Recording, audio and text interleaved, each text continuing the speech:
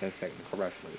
Exactly. Well, I would say between him, Chris Benoit, and, of course, Bret the Hitman Hart. Bret the Hitman Hart was a very good technical wrestler as well. But, yeah, you do have a good point. And Lance Storm held 3 titles at one time and kept them for a good period of time. And remind you, Raven came in, and Raven had a good story, a good role in Nitro and WCW, period. When he came in with the flock, and they all walked around like they were just lost souls and things like that. As soon as he got to WWE, they clowned him. It was a clown. He was their joke. Huh? He was pretty much their joke / jobber. They didn't find anything for him after the hardcore title went away. It was basically Vince McMahon saying, ha, ha, ha, we won. Basically, that's what it was. Let's use them for some views, make clowns out of them, and send them on their way, because where else are they going to go? Exactly. That's why we can't get the dream matches we always wanted. That's why we can't get Sting versus Undertaker at WrestleMania. Because if you think about it, that's the perfect way to making the Undertaker lose at WrestleMania. If you put Sting against him. That's the perfect way. Who else would you put against him? You can't do Bret Hart. He's not in shape for that. You can't bring Lex Luger. He's not in shape for it. Everybody else is dead. You can't bring in Hulk Hogan because Undertaker beat Hogan before. And Hogan is too old. Who wants to see 2 old motherfuckers go, one-on-one at WrestleMania? I mean, Hulk Hogan versus Undertaker, to be honest, that would bring up ratings. But it will be a disappointment because, Hulk Hogan's not one of those people who can reverse the tombstone and, stuff like that. And he'll suck at selling it. Exactly. This brings on to the next question now. Have you paid attention to TNA Wrestling? Because your boy Sting is on there. Yeah, Sting is on there. Sting is on there, and TNA is not going to let Sting go. They're not going to let Sting go. Because of the simple fact they know that would knock WrestleMania over the top. I think that would be WrestleMania's highest rated pay-per-view ever if Sting announces that he's going to meet The Undertaker at WrestleMania. That would be the highest rated. If you also look at it, how I pictured it, with Sting being in TNA, Sting is TNA's Undertaker. So once he's gone, you're going to have that dream match, the Phenom versus the Immortal. That will draw in, but the thing why I would never see it happening is because Sting has this strict work schedule where he can work a couple of days and that's it. Vince normally does not do that with a lot of his wrestlers. He'll work them to the bone.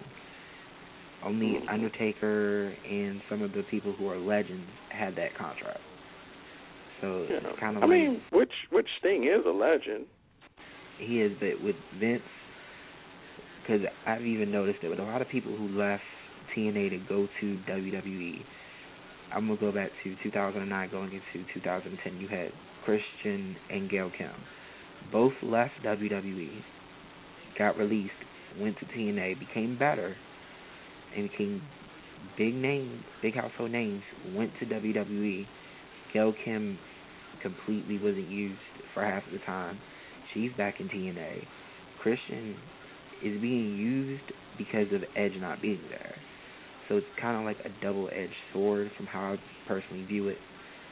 But to me, it's like anybody that comes from off of there probably will not do very well into WWE because Samoa Joe was at one point, I don't know if he signed his contract or not, but he's supposed to be going to WWE.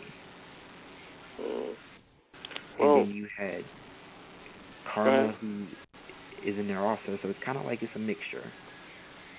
Yeah, the problem I don't like is with TNA is that I keep seeing them trying to form some type of NWO. Like, have you noticed that this is like the 3rd or 4th time they attempted this? You had the Main Event Mafia that I remember, then Immortal, then Fortune. Yeah. So it's like, all right, come on, man. This is it's starting, and then they actually brought Scott Hall and Xbox back and for the Click, so that's why I said they did this about 3 or 4 times already.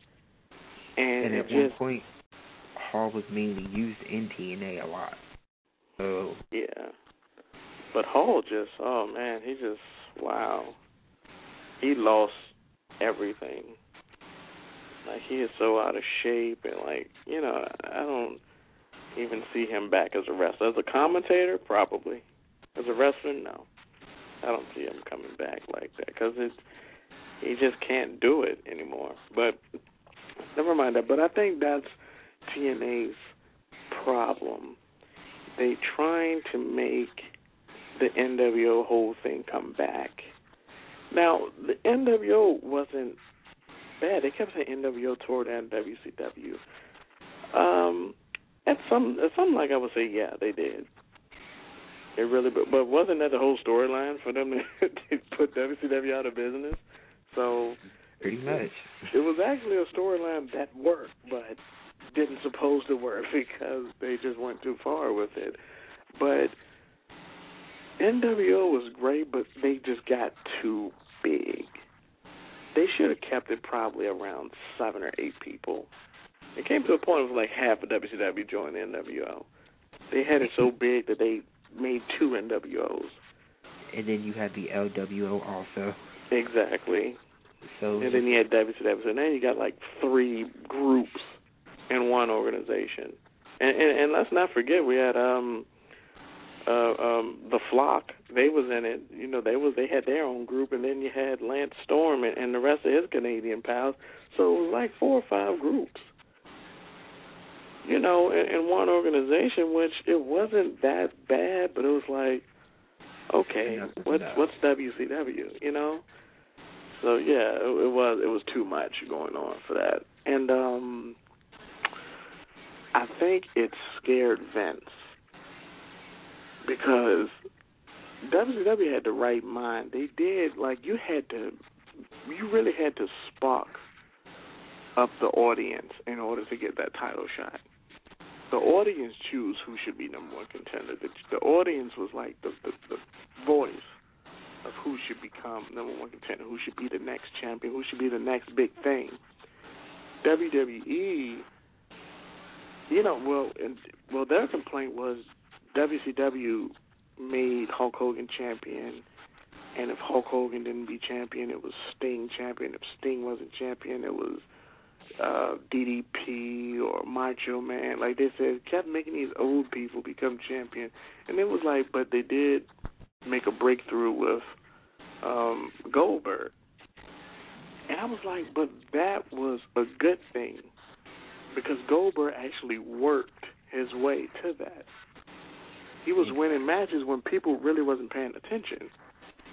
And then people say, this guy been winning a lot of matches. And people go, hey, Goldberg is 3 billion and 0, stuff like that. But, and that kind of scared Vince McMahon. He don't want no one to keep the belt as long. Because remember, people used to keep the belt for a while. Like, Triple H used to have the belt for a long time. Triple H was actually WWE's Hollywood Hogan. Because Triple H would keep the